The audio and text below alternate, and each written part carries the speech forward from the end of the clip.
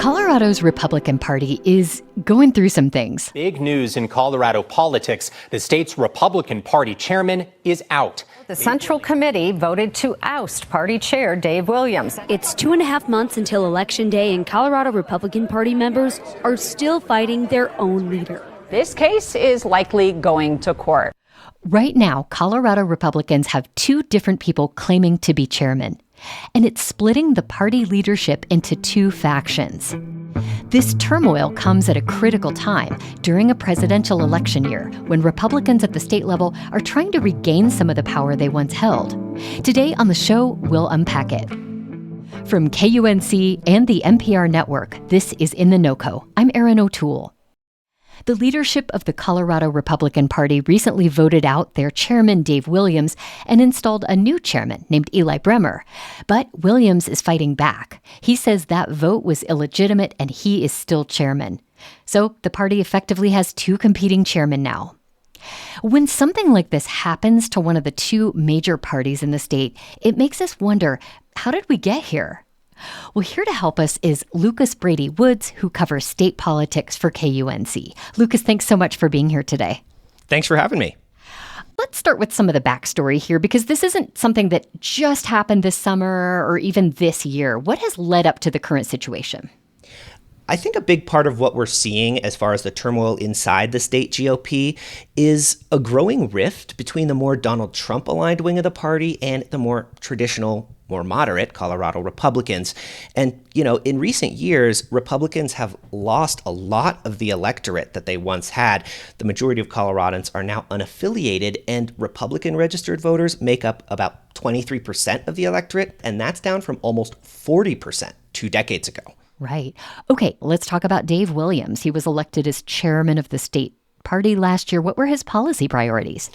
His political views lean quite far to the right. He's a staunch 2020 election denier and an unwavering supporter of former President Donald Trump. And he's leaned into those views as party chair. And what has his tenure as state GOP chair been like? It's been a bit rocky, to say the least, especially this year. And I think it's fair to say Williams has largely focused on culture wars and identity politics rather than policy, and has used the party's platform to attack marginalized Coloradans. He has certainly not been helping build a big tent Republican Party or bringing people back into the party who have left, and that's caused a lot of division with more moderate members. That divide had been simmering ever since he took the position, but it really came to a head this summer and has really only escalated since. All the way back in January, he ruffled feathers when he got involved in the leadership election for the House Republicans at the State House. Then he also ran again unsuccessfully for Congress this year and used the party's platform to send out a slew of hateful anti-LGBT messaging and rhetoric in June, which is LGBTQ plus Pride Month. Right. And we've heard some more moderate Republicans speak out against this kind of divisive rhetoric, saying the GOP needs to be more inclusive, not less. I'm curious what you have heard from some of the perhaps more moderate voices in the party. I've heard the same sentiments about bringing more Coloradans into the GOP tent and not excluding people. State Senator Barbara Kirkmeyer is one of the top Republicans in the state legislature and an outspoken opponent of Williams.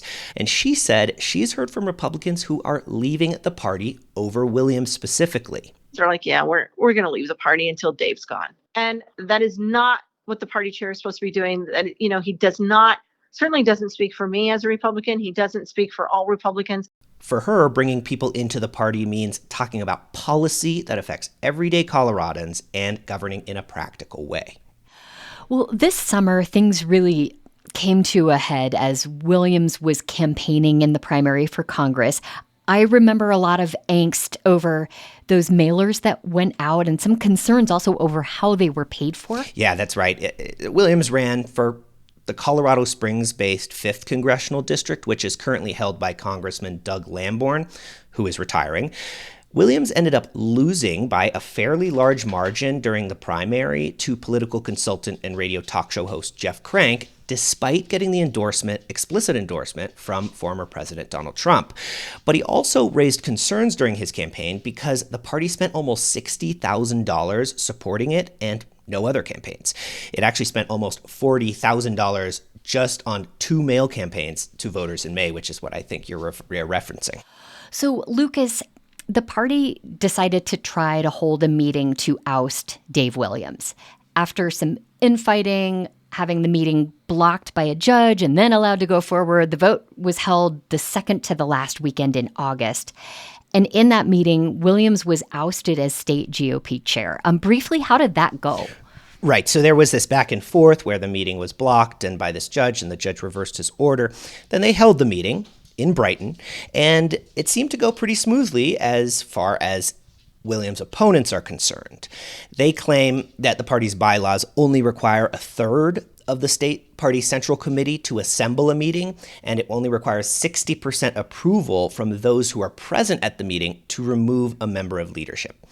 All that to say, they think that they held the meeting properly and properly removed Williams. They also elected Eli Bremer to replace him, who you mentioned.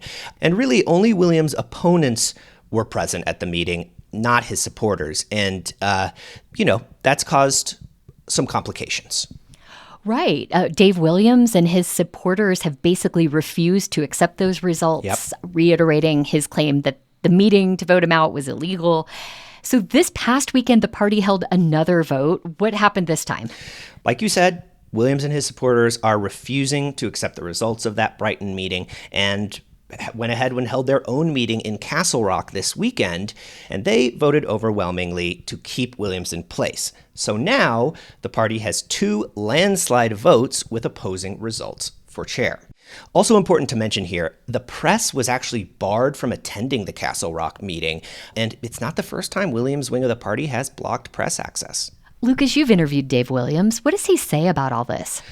Well, he's pretty passionate about the fact that he wants to stay as party chair and that there is a minority faction of the Republican Party here that is trying to oust him. Now, it's not clear if that's, really a minority faction at all, regardless of what they're saying. We're going to have to see how this plays out to really tell where the party lies and where it's going to end up.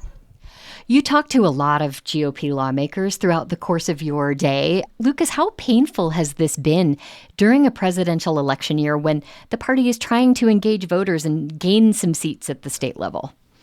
A lot of Republicans at the legislature I talked to are really not happy that this conflict within the party is happening over the chair. They are concerned about elections and the numbers that they have in the legislature. They are hoping to gain some seats, and they see this, party drama as distracting from practical election work, campaigning, and governing. They want to focus on the issues and policy, not on this inter-party politics.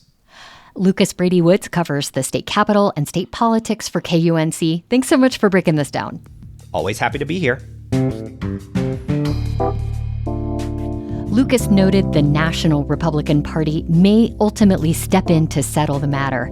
And that would mirror what happened in Michigan when that state's GOP saw a similar power struggle in its leadership.